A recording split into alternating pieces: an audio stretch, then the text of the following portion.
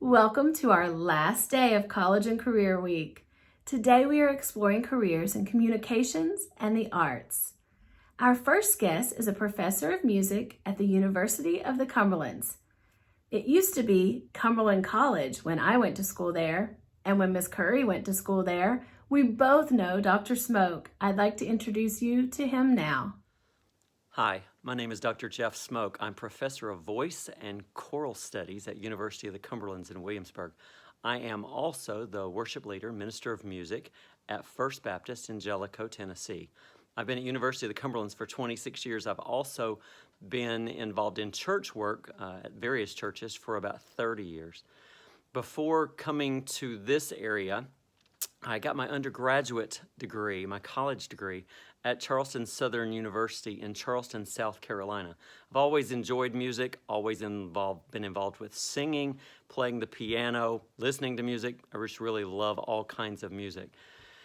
When I went off to college, wasn't quite sure if music was going to be my career. I'd also thought about other things such as pharmacy and business, but I was always drawn back to music. One of my professors said, maybe you should think about teaching. Do you like working with kids? Do you like working with students? So I took a couple of classes in education, decided that I would like to give it a try. Found out that it was something that I really did enjoy doing. So I got my bachelor's degree in music education, and after I completed that particular degree, I was offered a position teaching high school. I taught choral music and I taught music theory, and after I taught high school for a short period of time, then I decided that I wanted to teach college level. So I left South Carolina and went to Louisville, Kentucky, and got a master's degree and a doctoral degree in music and in voice teaching, choral music education, at Southern Baptist Theological Seminary. After I'd done that for 2 or 3 years, it took about 3 years to get those 2 degrees, and after I completed the graduate degrees, I worked at Southern Seminary for a couple of years teaching part-time, and then I was offered a position at University of the Cumberlands to teach full-time, teaching voice, teaching choral music, and also teaching education courses. In all of the years that I have been teaching high school, college level, or working in churches, some of the most rewarding times have been helping students, whether they be elementary students, middle school students, high school students, adults, learn how to make better music, how to become better singers, how to become better instrumentalists. We've had students from University of the Cumberlands who have gone on to audition for The Voice. They have auditioned for American Idol. We've had students who've gone on to pursue careers in New York City, to possibly be on Broadway. We had a student just a couple of years ago who, after completing a theater degree with a music minor, she went on to work at Disney World and then was given a position to travel throughout the world. I think she ended up at Disney World China to be a performer. We've had students who've performed in Nashville and in Gatlinburg. Lots of opportunities to perform that we also help our students to become better performers, to help other students become better performers. If music's something that you're interested in, may not be a full-time career for you, but you should consider pursuing it in college level, maybe as a minor, or being a part of a choir, being part of a band. Many colleges and other institutions have opportunities like that for students, even if they don't want to follow or pursue a full-time career in music.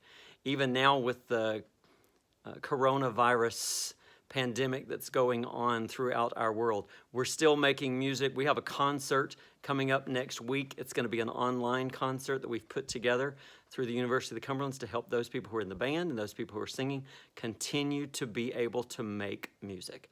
If you've got questions about careers in music or just pursuing music study, even if it's not a major or minor in college, either at University of the Cumberlands or any other college, I am Dr. Jeff Smoke. I'll be glad to answer any of your questions. Thanks, and stay safe, stay well, keep singing, keep playing, and have a great rest of your year.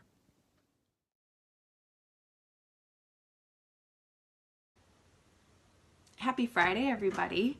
My name is Melissa Weber. Ms. Johnson asked me to talk to you today about my creative career as we close out Career Week. I am a graphic designer. I have a graphic design firm called the Williams McBride Group, and we do all kinds of different things. I absolutely love to design logos for companies. I love to design magazines. I art direct photo shoots. We'll do brochures and packaging. I love to design packaging. Those are just some of the fun things that designers get to do. But Miss Johnson sent me a bunch of questions, and I'm hoping that you'll be able to ask me questions too on her post here, and I'll do my best to answer them. I have been a graphic designer for 19 years. It seems like such a long time. I started out I did go to college. I went to the University of Cincinnati in the DAP program for a graphic design degree. And that was a 5-year program, so I went to school for 5 years. And the cool thing about University of Cincinnati is that it allowed me to go to school for a quarter and then to work for a quarter. And I bounced back and forth like that all the way from my sophomore year of school all the way to when I graduated. So when I left University of Cincinnati, I had lots of experience as a designer. I learned a bunch of stuff from people who were already designers and in the field. So I thought that was a really, really cool aspect of going to University of Cincinnati. So these next questions that Miss Johnson gave are kind of tough ones. What's the most rewarding thing and the most challenging thing about my job? I'm going to start with the challenging thing because that's, sometimes those are the hardest things to get through. The most challenging thing is working with clients sometimes. Clients meaning the people who come to us to do the job that they want. It's hard sometimes, like when you're a creative person, you put your heart and soul into things, and then, you have to have some thick skin, because when clients come back and say, yeah, I don't like that, or no, that's not what I was thinking, you just kind of have to take a deep breath and like, okay, well, what would you like? How do we do this? And you have to kind of reframe it and get back and try to do it again. But eventually that leads to the most rewarding thing about the job, which is when you have a client that is so thrilled and so happy with what you did put your heart and soul into, and it just makes you feel good because your creativity and your ideas, you're rewarded because they love it so much, and that it actually it does the job that they need it to do. So what advice do I have for people or for students who might be interested in becoming a designer? Well, what I know is that ever since I was a kid, I loved art and everything about it. If you have a passion for that kind of thing, if you like to draw, if you like to paint, if you always have bunches of ideas and you're creative, this might be something for you. It's a little bit of a step in a different direction than maybe being like a painter, I like it just because it allows me to be creative and strategic at the same time. And that's something else that I think that if you have some strategy and lots of ideas, this might be a good thing for you. So the advice I would say is that try to take some art classes, and try to take art classes up through middle school and high school if you can. And honestly, if there's business classes, because this is, you have to be very business minded, and marketing, it's called marketing minded on some level. Those would be very important to take. And I guess advice too would be pay attention to the things around you, because if you look around and you see a fun calendar, or if you see packaging walking through the grocery store, or if you see something, a graphic designer had a part in that. They are the ones that made them look that way. They're the ones that picked the colors. They're the ones that designed how the packaging looks. They're the ones that that pay attention to that stuff. If you like that sort of thing, this might be the thing for you. Okay, the last question, and this is one that's definitely it's just different, we're all having to deal with it right now. And the question is, how has the the coronavirus pandemic changed the way that I do my job? Well, I've been very fortunate. For 11 years, I have been working from home already. So we're actually sitting right here in my office. So my day-to-day from a work perspective has not changed a whole lot. I've worked virtually with my business partner for 11 years. And the things that have changed, though, is like we have a magazine project going on right now. And typically we would be at the hospital right now, like taking photos of nurses and things like that. Well, guess what? We can't do that right now, which kind of sucks, but it's just the way it is right now. But overall, I have been fortunate enough to be able to work from home, but it's just, things are just changing right now. And that's just the hard part. And there's so many unknowns of where all of this is going to go, to be honest. But we're just going to kind of be creative and come up with ideas. Cause in fact, what I've been tasked with right now is, okay, we can't go on photo shoots, where we typically have gone. How do we change that? What do we do different? How can we come up and brainstorm ideas to do something different that we never could before? And I love that. So it's pushing me and it's challenging me, but it's okay. It's okay because that's only the way I'm going to get better. And, So that's kind of where that is. So I think that wraps it up. If you have any questions, please feel free to ask me. And like I said in the beginning, I will do my best to answer. Thanks, Miss Johnson, for letting me do this. Bye, everybody.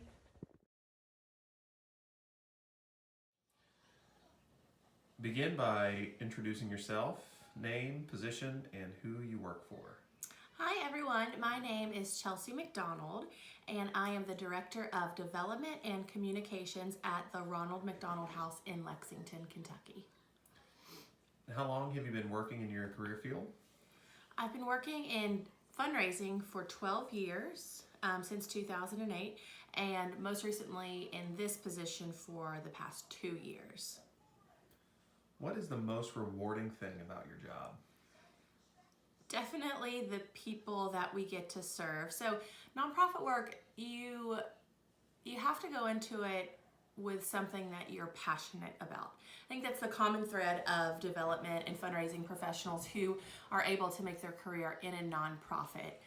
You have to be passionate because it's challenging, and I guess we'll talk about the most challenging parts later, but the most rewarding part of my job is getting to see the families who we get to help and have a tangible impact on their lives, because what we do is we keep families close to their sick kids. So kids who are receiving medical treatment in local hospitals here in Lexington, a lot of the families that are coming to the Ronald McDonald House are from southeastern Kentucky and other parts of the state who live 2+ hours away.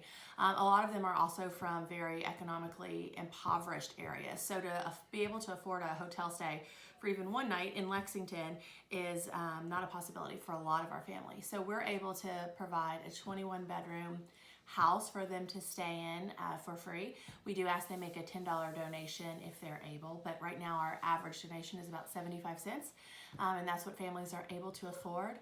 And so I get to work at the house and spend anywhere from 2 days to a year with these families. Most of our guests are there for about 12 nights, but like I said, we have some guests that are there for overnight, so their kid has an appointment the next day and they stay with us up to over a year, and that is the longest family that we had recently who was there for 370 nights. Chelsea, what is the most challenging thing about your job?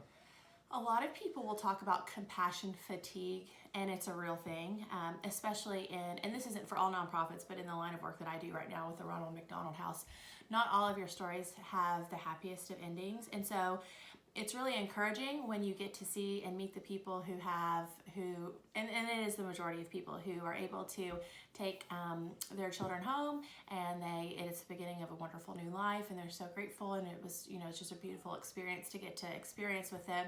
But then you have the stories that aren't so happy, and that can really take its toll on people that are working in the field that I work. And so that's the most challenging. The second most challenging is just the nature of a nonprofit. which is that you are beholden to the kindness of the public. Individuals, corporations, foundations, government, and we're only recently government funded. So up until earlier this year, we were only receiving from individuals, corporations, and foundations. So it makes it uncertain, especially in times like this, when we are seeing a huge economic recession, devastation worldwide, not just in our country. We do have comparatively to other countries, a very generous society, and Kentucky is very generous as well in terms of donating to nonprofits. And a lot of people will do that through their churches or individually or through their corporations. But it is really difficult because when you understand that somebody that you typically would be asking to make a donation to support what you're doing, when they may not be able to pay their own bills, just ethically you don't feel comfortable going to them and others with that ask. And at the same time, you still have to bring in money in order to be able to operate. Chelsea, what level of education do you need to do your job? So I have a Bachelor of Arts in English, Language and Literature from Center College. And in my profession, people have anywhere from a Bachelor of Arts to graduate degrees. Most of them are some of them have nonprofit management graduate degrees, but most of them are in some form of either business or English, language, literature, or liberal arts degree. Outside of college, number one, where did you go to college, and is there any other training that you had to do for your job? I went to Center College, and I would say the training that I had originally was just on the job. So I got hired as an intern in a nonprofit theater in Maryland, and so I went and I lived at that theater, was interning for something completely different, but I got to know the fundraising team that worked professionally at the theater, and so I learned from them, and so just by living there for over a year, I kind of got I learned the ways and the tactics and what it takes to be able to be a nonprofit fundraising professional, and that's where I really got interested in it and have made my career in that. But beyond that, there are a lot of, as you go deeper into your career, there are a lot of different organizations and webinars. Joan Gary is somebody that I really look up to and follow for advice on nonprofit management, as well as the Association for Fundraising Professionals, both here in Kentucky and nationwide. There are a lot of conferences, and I benefit now from being a part of a global nonprofit. So it's a global network, the Ronald McDonald House Charities, and so we're in 264 houses in 64 countries. And so we have a global office headquartered in Chicago that is constantly doing webinars, sending out best practices, and we're also able to use each other as resources for campaigns, for what to do, what not to do's, and other ways to engage our supporters. So that's really helpful, is when you're a part of something that has that ability to connect with others who are doing similar work, just in different geographically located places. What advice do you have for students interested in your career field? You go into nonprofit work if you like, I don't know what the best way to put this would be. If you are open to having to do a lot more than just what you're studying, let's say. Nonprofits can be very messy. That's just something that we say a lot in the nonprofit world, is nonprofits are messy, and it's true. So you have to kind of be okay with doing a lot of different types of work. So I'm a fundraiser, but I also will help make beds in the house. I'll also help plant flowers outside in the garden, or I'll work in our family room inside the hospital. And the people who do the best are people who thrive on being able to pivot at a moment's notice and being all hands on deck depending on what we need the most. And so I found that the most healthy nonprofits and the people who are in it for the long haul, who make a career out of nonprofit work, really love and thrive on that. You kind of never know what you may be doing from day to day, and that can change, and you get a lot of experience in things that you might not necessarily think is your job, which I love. It drives some people crazy. So just make sure that you're the type of personality who is up for that. And last, how has the coronavirus pandemic changed the way you do your job? Well, it's changed life for everybody in the world. And as I said earlier, it really, and we saw this back in 2008, right when I started, when we had, the economic collapse, is that people start getting worried about their money. They want to make sure that their families are okay, so they tend to stop giving.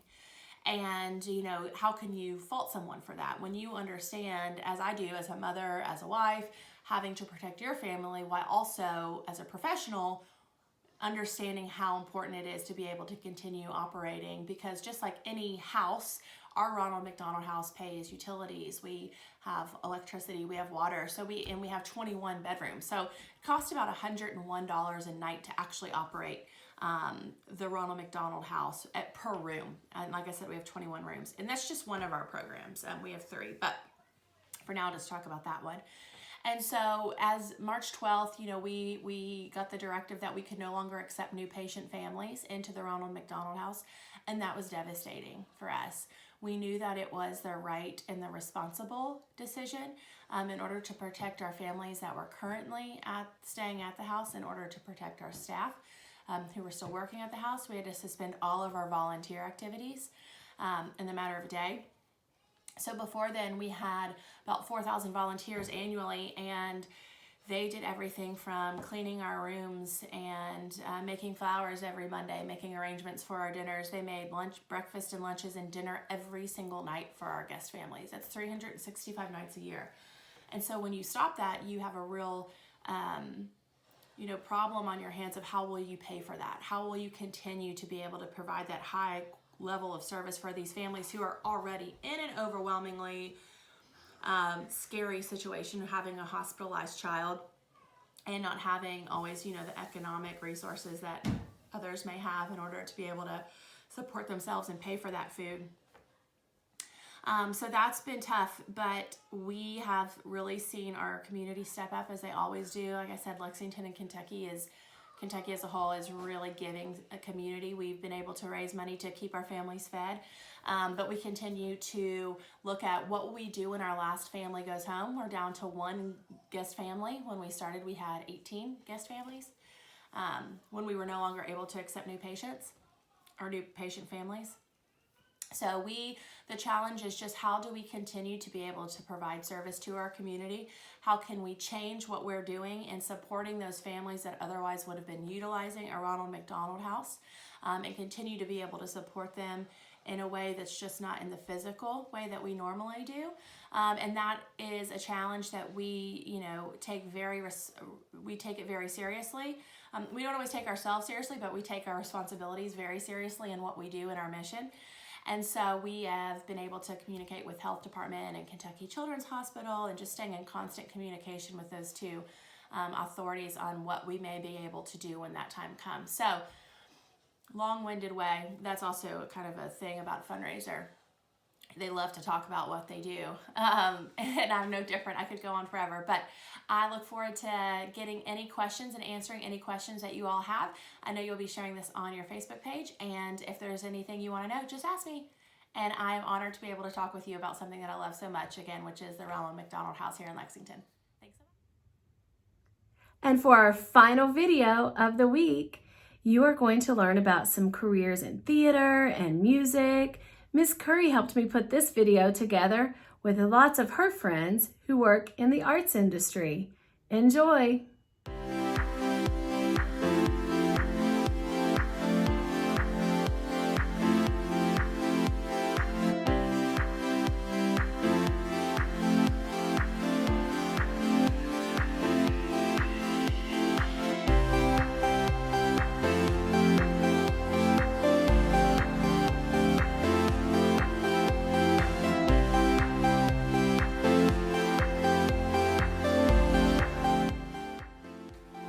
Hi, my name is Elisa Curry, and I'm the founder and executive director of Youth Theater of the Bluegrass, otherwise known as YTOB.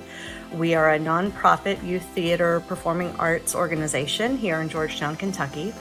What we hope to do today is give you a little inside scoop about what YTOB is all about and help you understand a little bit about why the arts are important for kids and grown-ups and everyone in between. Also give you a little idea of all of the different jobs that are involved and why some people choose this as a career path.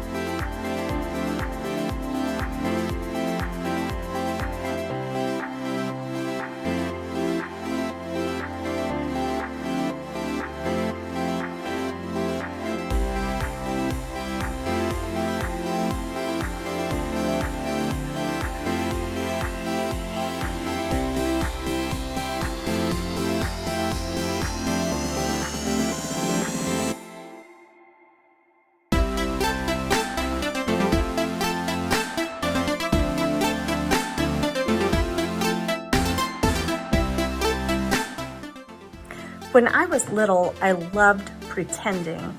And in fact, whenever I was in the 6th grade, I actually wrote a play that I directed and I guess you would say produced, and it starred my entire class, and we performed it in front of the whole school. Looking back on it, it was actually pretty ridiculous. But whenever I was in high school, I was part of the drama club, and I actually went on the weekends and we competed. In college, I majored in music and in theater and was involved in all of the choirs and theater productions and things like that. After college, I worked with a couple of professional theater companies, and really I felt like there was something missing, and that was actually my love of working with kids. And so that's whenever I decided to go into the classroom. And the wonderful thing is that I was able to bring my love of the art and my love of music and my love of theater working with kids and working in the classroom. And that really has grown out of the classroom and into what Youth Theater of the Bluegrass is all about as well. Hi, my name is Amelia. My theater experiences started with theater camps, but my first real role was when I got to play young Elsa in the play Frozen Jr. My favorite musicals are Grease, Mamma Mia, and Into the Woods. Hi, my name is Mina McEwen, and the advice that I have for aspiring performers is to really enhance your skills. For example, if you're interested in musical theater, you have to be able to sing, dance, and act. So it's very important that you enhance those skills so that you'll do well. Also, it's very important to branch out and learn new skills. Thank you. Hi, my name is Mackenzie Manning, and I was asked by Youth Theater of the Bluegrass what my first show or performance experience was. So I did a lot of stuff with my church when I was little, but the first big performance that I did was with a company in Hilton Head, South Carolina when I was about 5. We put on Charlotte's Web, and I was one of the first 3 narrators, and we sat behind the curtain, so as the curtain opened, we said our first 3 lines, and it was wonderful. Well, I was really, really late, and I could hear the applause, meaning the lights were going down, and so I ran so fast that I ran into a door, and there was a nail, and it hit me right in the forehead, and it was a whole mess. Well, my mom had to drive me to the emergency room. That was a disaster, and I spent the rest of the show there. But we had multiple weekends, so I did get to perform. But that was my first experience. It was kind of traumatic, but it was good enough that I've continued doing it, and I love what I do, and I would not have it any other way. I like musical theater because I get to pretend like I'm a different person. The last play I was in was Annie. I was Tessie, a very annoying, bratty, and tattletale-ish kid. I also like to work backstage with YTOB. I like moving props and seeing what happens backstage. I also love how theater gives us a big family. This is why I love musical theater so much.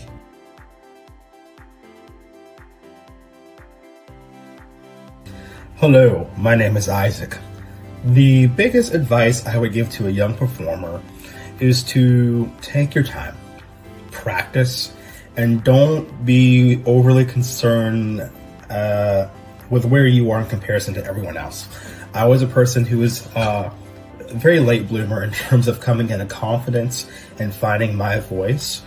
Everyone else seemed to move really quickly around me, and I felt like I was failing because I was somehow not keeping up or doing all these things that everyone else was doing. But I'm telling you, if you take your time and you practice and you really just focus on you, your time will come. There will come a time where there's something that you can do and only you can do. So continue auditioning, continue practicing, and never stop learning. My first experience on stage was in an angel breakfast when I was 2 years old and I was a sheep. Advice for younger artists is to always be open to making new friends and trying new relationships, because you might end up with a theater shrine like I have on my wall with all the people that I love and care about. My plans for the future are unknown, but I'd love to pursue an arts career. And the arts are very important because they allow people of all ages to freely express themselves and gives them an outlet to try something maybe that they wouldn't have tried before. My name is Jay Sean Jackson. I was in Shrek the Musical about 2 years ago, 2 summers ago. I was Shrek, and I'm getting on here to spread positivity and to share my experience with theater with the younger youth and people that look forward to going into the arts in general. My first show, as I can remember, was a church show. It was done by JT Productions. It was called Mama. And I was in the ensemble. I was like 5, I believe. And from the moment I stepped on stage, I knew that's what I wanted to do, and that I was not going to stop until it was what I was going to do for the rest of my life. I am currently an NKU student studying a BFA, a Bachelor's of Fine Arts in musical theater. I chose that because it's just something about getting on stage and telling another story, being able to tell someone else's truth and giving them all the attention that they need for the 2 minutes, for the 2 hours that you have to do it. And just the overwhelming feeling that you get when you are doing that is just something that's so unreal. And right now, more than anything, what we need is for the arts to stay alive. The arts is one thing that remains important. Like, think about what people would be doing during quarantine if you didn't have the arts. Like, it's hard, like, I kind of get emotional talking about how much this means to me. And in the future, I want to open up my own studio.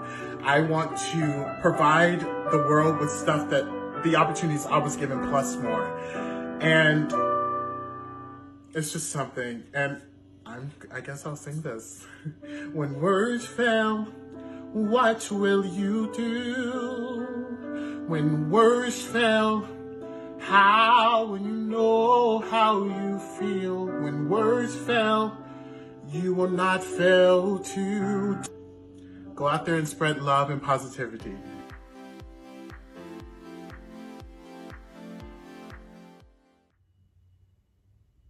Thank you so much to all of our guests today and throughout the week. Our students have really enjoyed learning about different careers this week, and I hope everyone will reach out with your questions and say a big thank you to all of the guests that we had this week.